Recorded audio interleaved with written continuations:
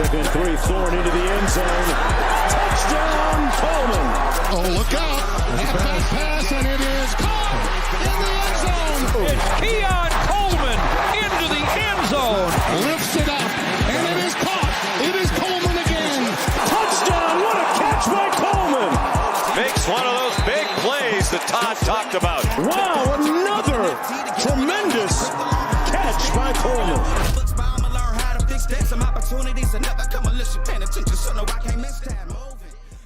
Welcome to a very happy studio here on Spiro Avenue. Justin Spiro. Michigan State just beat Kentucky in basketball as a 7-point underdog after significant conversations about blue blood status, whether they're blue bloods or not, going in and slaying the dragon. So I'm excited to be here. I'm hoping that Ben realizes our monitor's frozen. I don't know if it's because the monitor was watching the basketball game too with us. I feel like, Keon, you and I were like Hillary and Barack Obama in the war room watching SEAL Team 6 take out bin Laden there during that last two overtimes with Michigan State. I mean, what a good way to start this show, State taking down Kentucky.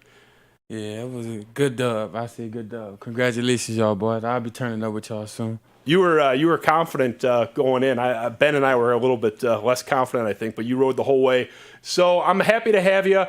We stayed, or I should say we started, almost an hour late because of the game and going in the double overtime. So we're going to go fast. I want to talk about this season. Michigan State Twitter, MSU Twitter, really loved you early. They were on you early last year, even before you were really playing. And now you've actually had an on-field manifestation of this energy, and you've actually broken out. This is, I think, by any definition, a breakout year for you. Can you just talk about a little bit the difference from last year, being a little bit more on the sidelines? I think it was like 5-7 catches all year to now you're in this featured role for Michigan State. I think just, trusting the process and get better at what I need to get better at. As coming in as raw as I did, not knowing as much about being a technician at receiver, really knowing just how to catch, run, and jump, the basics of route running, sharpening those skills once I got here and just everyday learning and competing to get better. Is it a different sort of status, like in the locker room? Like, is the experience any different now? You're going from a bench player to not just a starter, but a starter. Is that like just a different day-to-day for you? Not so much that. Everybody knows what everybody's capable of. Even last year, people got to see flashes of this and that. It's just become on a more consistent basis, and it's like a everyday thing that, those type of players in the locker room make. So you just, that respect from all your other peers, that's about it. I mean, you guys come into this season with it's sort of mixed expectations. Last year, the expectations were low, and they were far exceeded. This year, it was kind of all over the place. No one really knew what to make of it. And I think even by the pessimist standard, it was a disappointing start in terms of the win-loss record. And there, obviously, and we're going to touch very briefly on the controversy and stuff, but the way you guys have responded the last couple of weeks, I think, says a lot about you guys. Was there ever a point where the room was down and you had to pick back up? How have you guys been able to maintain the edge to where everyone's kind of poo-pooing you and now you're showing out the last couple of weeks? Well, it was a bad feeling, getting booed against Minnesota. It was a bad feeling, After those 4 straight losses, we kind of just gathered as a team and, inspiring to each other. Like, we all we have, so we got to lean into what we've been taught and trust the process, get back to neutral, and get some wins going and just execute each play, 6 seconds of play, And that started to come together, and we started to get some wins. Yeah, and that's the thing. You're dealing with this, and it's not unique to you guys. Alabama loses this year different, but they'll lose one game, and their fans are tearing these guys up. So that's not unique to you guys, but you guys have had a lot of heat on you this year from outside. A lot of people in the national media taking shots at Tucker's contract. Is that something that kind of penetrates the walls of the Michigan State facility? Are you guys aware of that stuff kind of out there, or is it more just tunnel vision? More so tunnel vision. They're not in those walls, and those 4 walls inside our facilities knowing what's going on. So we try not to entertain that. We focus on playing football and doing what we have to do on the field. And some of that stuff was going on even before, the Michigan incident. I'm not going to ask you about the incident because I know you can't talk about it. I understand that. No one on your team or Michigan State staff has talked about it. I get that. So I'm not even going to ask you. But the aftermath of that, where even, I mean, you were involved a little bit where you shared a picture of you scoring on Gemmin Green, who was, supposedly going to lock you up. And people were skewering you, calling you on the Michigan side, calling you all sorts of names and stuff. I'm just, you're 19, you said, right? Yes, sir. So you're a 19-year-old, to me, kid, I don't mean it in a demeaning way, but like you're 19. You're a young guy, and you're just getting crushed by guys in their mid-40s on your Instagram. Is that stuff affect you at all? Does it bother you a little bit? Is it motivation? How do you process that? More so motivation. To me, sometimes, most of the time, it's more of a laugh, like hee ha ha for real. It's all fun and games for real. I don't really let it, affect me, because it be those same guys. Once you start doing this and that, but it's not to their team, they rooting for you, woohoo, woohoo. So, I just look at it and laugh, but I don't really try to pay as much attention to it. Like, I might look every now and then, but I don't let it bother me for real. Yeah, the thing that it really bugs me is when it gets into, sometimes it's not even really dog-whistled racism. Sometimes it's, like, pretty overt. Like, that's where it gets really ugly. And I think it's kind of gotten there with you guys this year, where guys are kind of going to a dark place. I don't know if that's because, obviously every team in the country has a lot of African-American players, but not as many African-American head coaches. Do you guys feel like that there's an element of, Mel Tucker, your coach is a black guy, so we're going to go rip on the black guy's team? I hate to be cynical, but I kind of get that vibe from certain fans. Obviously not going to paint a broad brush, but is that sort of on your radar at all? Nah, we don't pay attention to that. So, we just do what we came here to do. Play football, win football games, and get our education for real. So there's some we great don't really pictures. get into all of that. There are some great pictures. The ones that you shared on your Instagram were just nuts with the Michigan thing. I don't. The racism thing is just what I think is pretty overt racism. It's such a bummer. Like, this situation's already so bad as it is, and like we're getting into this coded language stuff. It bothers me. But incident aside, it's obviously public knowledge that 8 of your teammates are suspended. What's that like, just seeing your brothers, sidelined? Again, not talking about the incident, but just the experience of not having these guys with you that have been with you this whole way. Jacoby Windman was here 5 days before the incident.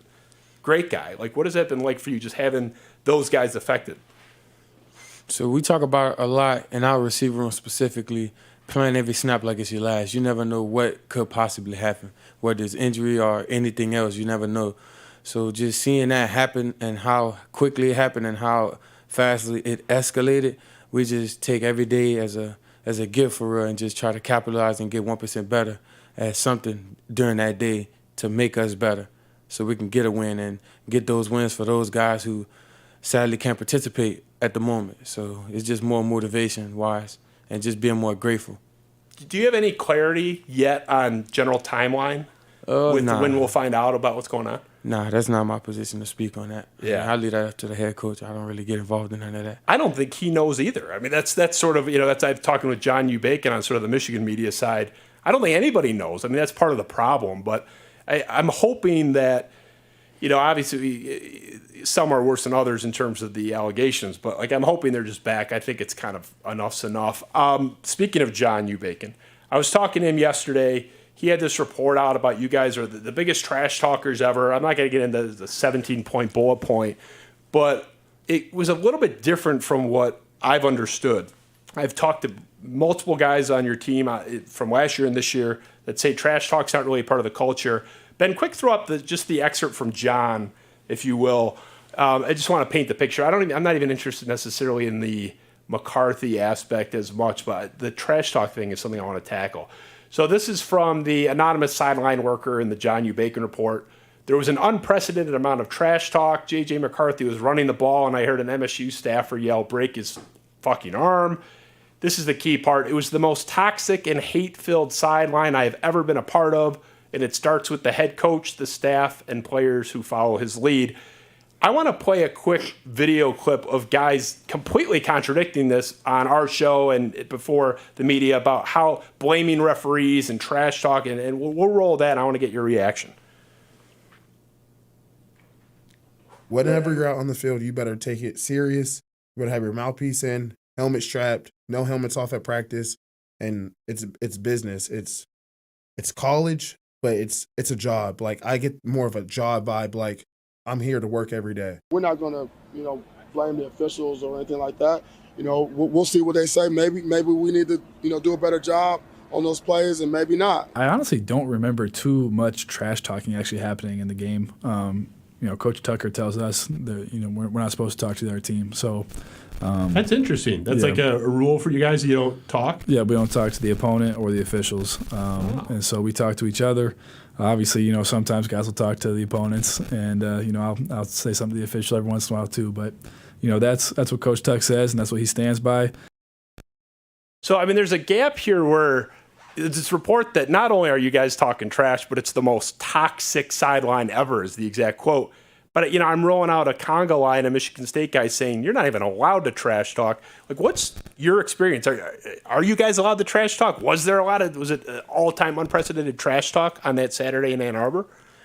Me personally, I don't think so. I didn't really hear much trash talk. Within the game of football, people going to get chippy. Words going to get exchanged, but we have a very disciplined program here, and that's what they're building, and especially sideline discipline. We don't do all the chit-chatter and do all that.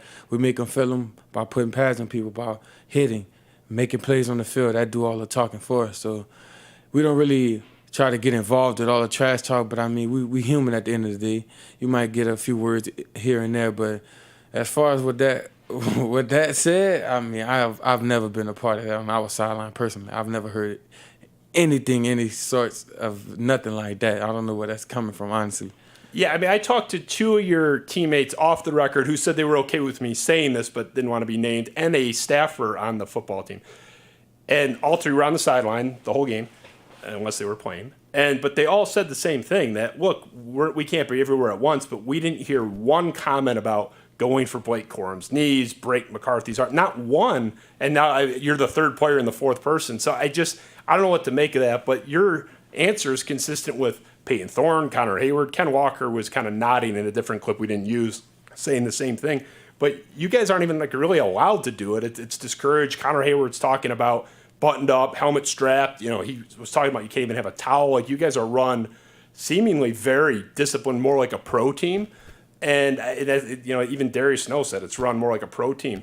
Yeah, At the end of the day, where does everybody want to go? To the NFL. So we got the pleasure of having a coach that's coached there for multiple years, and he know the ins and out of that. So he runs his program like he's in the league because that's where everybody wants to get. And we understand it's pros all over the field when we're playing against other players. Why would we want to just be trying to take other players' futures? Like, they got families too, you know what I'm saying? They got people they got to provide for and all that, just like us. So we would never blatantly just try to take a player out. Like, we're too disciplined. We're too much of pros. We carry ourselves as such, like, as a pro. We wouldn't want to do that to anybody else because we wouldn't want that done to us. Yeah, the other thing is there's no evidence of anyone going for Blake Corum's knees or twisting J.J. McCarthy's arms. So it's like, because that's not what our defense taught. Yeah. They don't hit low. We wrap up. I appreciate you clarifying, because you're the first one on the record with an actual role in this whole thing to say that's not true. Two of your teammates off the record said it too. I don't know what to make of it. Accounts are what they are, and witness accounts are always, they're the weakest form of evidence in court. They're not even admissible if they're anonymous, in which case, these are two anonymous cases. So people are going to make what they want, but yeah, I appreciate your perspective, because I found the report, I would find the report kind of weird to begin with, but especially if it had happened under Mark D'Antoni, I'd be like, man, that's kind of fucked up. But it was especially fucked up in the context of, I've had multiple guests on the show be like, oh, we're not even allowed to trash talk. So it was such a departure from my understanding of what is not only tolerated, but what's demanded there in terms of being buttoned up and serious. And does stuff like that, being out there, bother you? I know we talked about the Instagram trolls and stuff. There's been a perception that the media has been ganging up on Michigan State. Does that bother you at all? No, we don't pay attention to the media. Like I said before, we pay attention to what's in our four walls and just control what we can control, go out there and try to win games.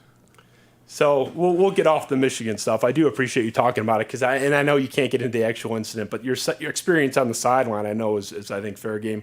I just want to talk briefly on just being a two-sport star at a Big Ten university, where it's just so hard to be at that level in one sport, let alone two. You're in that really rare category. Michigan State's had a couple over the years. Draymond Green tried it for 5 seconds for almost like a photo thing.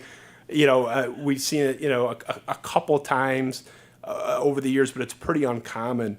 Just the experience of playing both back-to-back especially, because, I mean, we just talked about the basketball season is already going on. You're in the middle of your football season. I have to ask, because you get asked all the time, but your plan is to play basketball again this year, right? Yes, sir. But I'm not really focused on that right now. I got a football season to finish, so. Yeah, okay. So that we'll break that news. So is it hard?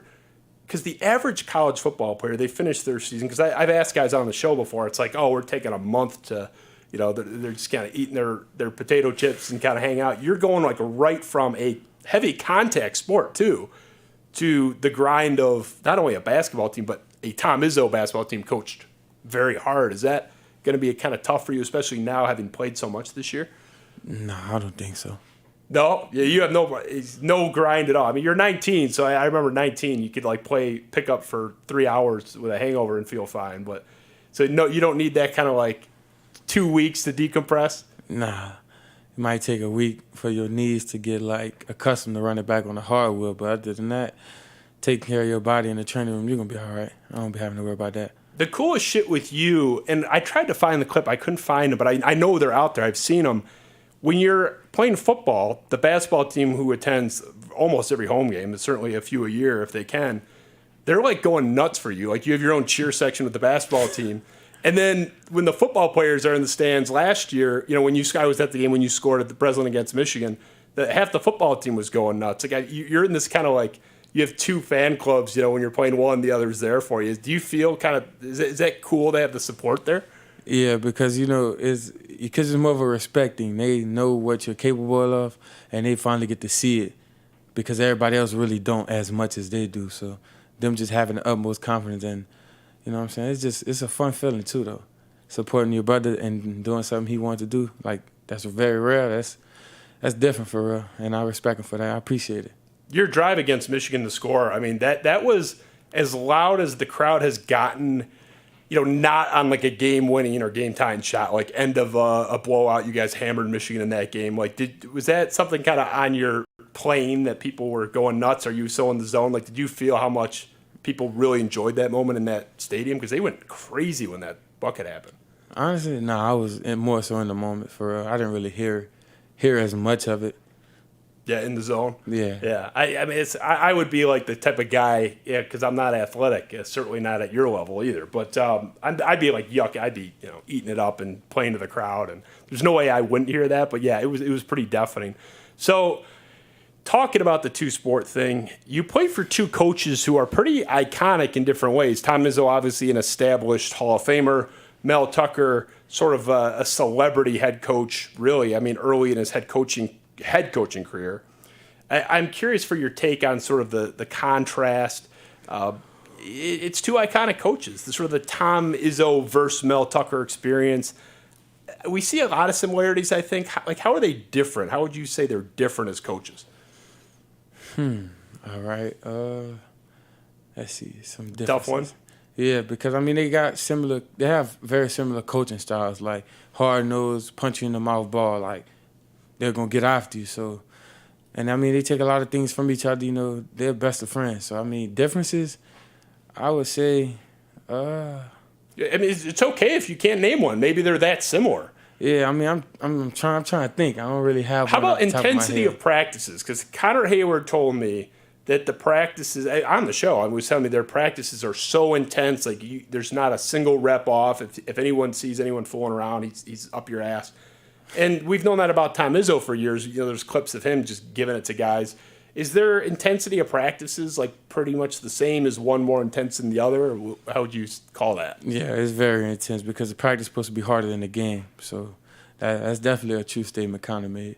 Yeah, that's the thing. It's like you guys, if you're listing between basketball and football combined, what coaches are known for having the most rigorous practices between the two combined, it's like Izzo and Mel Tucker would be two of the top 5 in the whole country with both sports combined. It's their reputations for how intense their practices are, which makes it even funnier that you're going right from Mel Tucker's team to Izzo's team. It's just I can't imagine the gauntlet. But you're eating a lot of kale or something to stay in shape to handle it, I feel like. So the biggest difference for me between them, and I'm curious for your take on it, it's not as a coach, it's their take on sort of the stuff away from the court or the field. The social media thing, they could not be more different. And we pulled an example to play them back to back to sort of paint this. But Tom Izzo openly despises, he always picks on Twitter, but openly despises social media. Mel Tucker could not be the more opposite. He embraces it, understands the value of it. Ben, if you can roll that mashup, we'll just get a look at what we're talking about. I don't think the social media is helpful to any human being on the planet. How's that? And I mean that from the bottom of my heart. So if somebody wants to rip me for it or rip in recruiting for it, what good is it that you that there's freedom to criticize people? And I never worry about what my players tweet. Never. I can control some of that. But I challenge every human being in this room.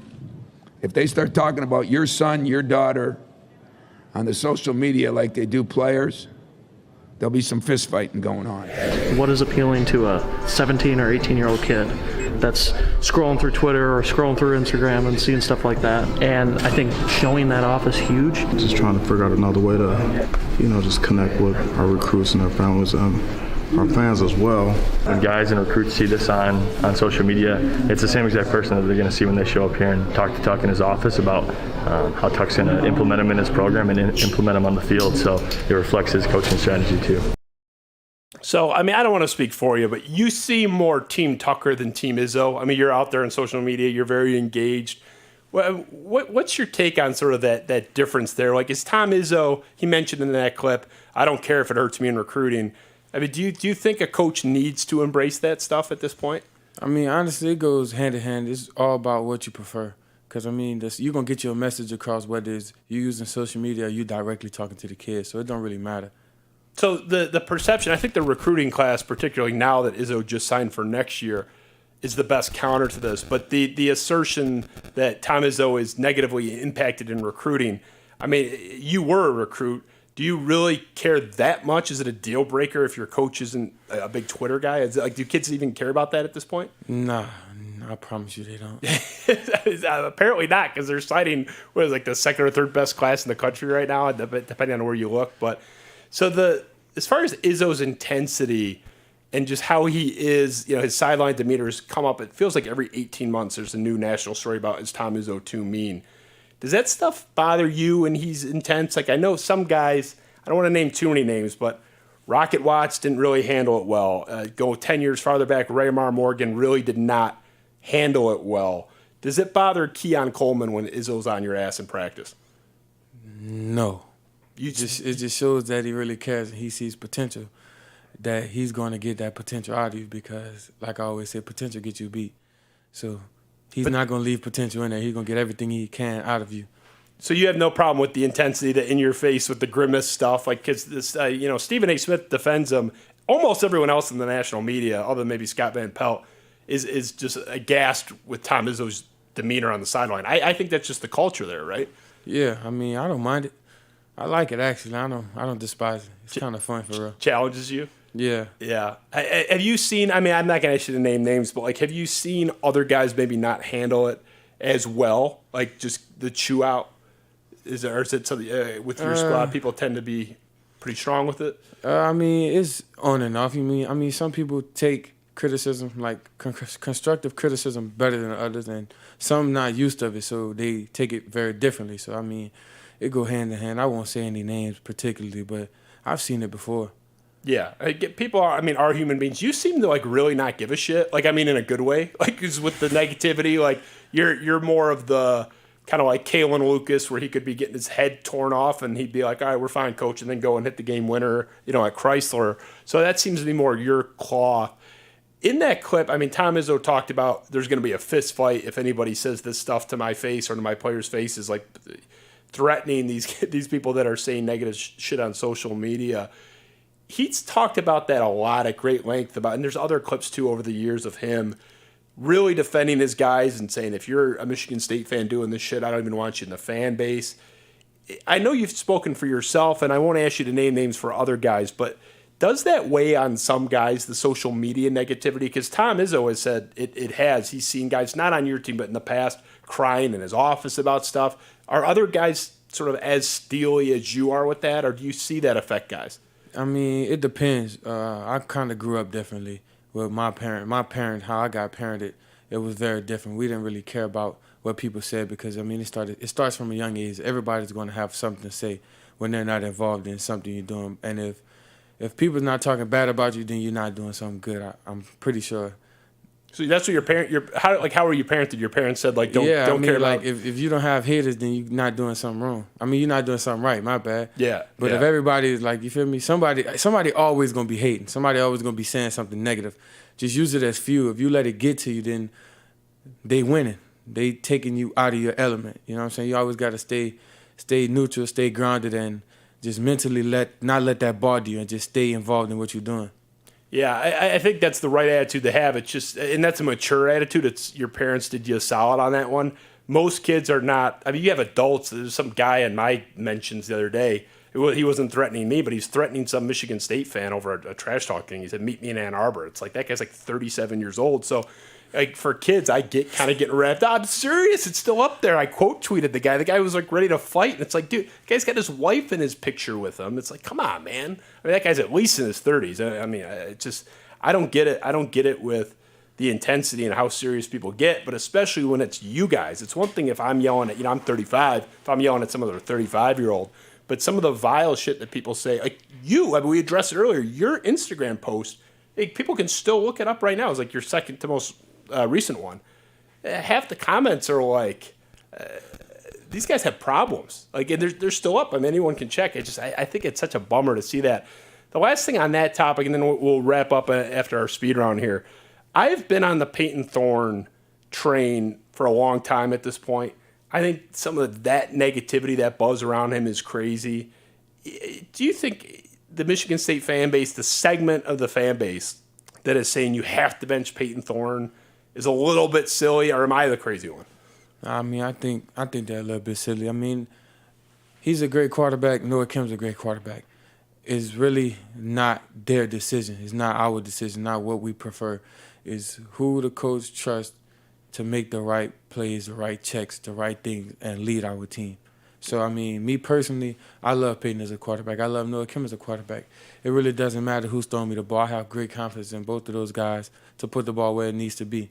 And everybody's human, Everybody's going to miss a few throws. Everybody's going to come up sharp, might have a bad game, even though they're in a position where it's like, no, boo you have a bad game, you miss a throw, you suck, woo-doo-woo. Them guys don't let that offend them. And I won't certainly let that offend them because I'm going to help them keep their head straight, me and the rest of our whole team, because you understand the part that they play in the game, man.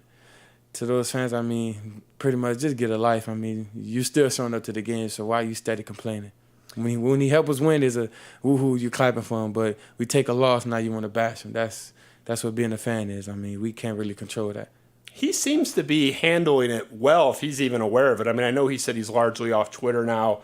When he was here, I told him, I said, you're like a 50-year-old man. I mean, in a good way. Like he's very old soul and buttoned up. And I mean, I don't think the negativity is something he's showing. I mean, does he seem to be kind of rolling with the season that you see? Has it been affecting him, sort of this noise around him? No, I don't think it's affecting him. Yeah, I don't see it at all. Well, I don't know. I'm going down. I don't think I'm going down with the ship. I feel good about the Peyton Thorne ship, but it's like I'm so surprised at the noise around it. I'm honest. There's times where I disagree, like Scotty Hazelton stuff, the negativity with him earlier in the year. I disagreed with it, but I understood it. The Peyton Thorne thing doesn't even make sense to me. So I'm glad I have your backing. Ben, let's run quickly through speed round. We got about 5 minutes left, and then we'll get Mr. Keon out of here. He's got practice. He's got to get up in like 6 hours. So let's run a abbreviated speed round.